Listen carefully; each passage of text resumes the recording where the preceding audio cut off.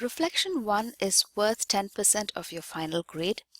It is due on July 2nd at 11:59 at or before 11:59 p.m. Central Standard Time. Now this is a reflective paper and it's basically to get you to think about your existing notions of change. What do you think about change now? How does the individual fit into this organizational change? And what is the role of the organization in times of change? Since this is your first personal reflection, I do not require any supporting literature, meaning you do not require any references or citations. Just think about it from your perspective and your experiences. And to help you kind of focus your reflection, address the following questions. So, what do you think is organizational change? And why should there be change?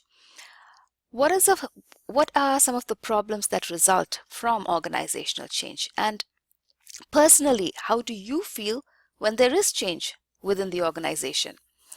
Now, can a change process be improved so it can be smoother? Maybe you've seen only smooth change processes. That's great. Share that. And can people be taught or led to enjoy change? Do you think by nature people like change? Is that what you have seen? So it's to get you to think about these issues and to share them and to write them out. We're going to be talking about all this and discussing this in more detail through the course. So where are you now before we start the course is what this paper is trying to achieve. The grading criteria for your content. If you successfully address all these aspects of what is organizational change, these questions that are posted here, if you can address all of them substantively, in depth, that's worth 7 points. Clarity of communication, I need to be able to understand what you've written, that's worth 2 points.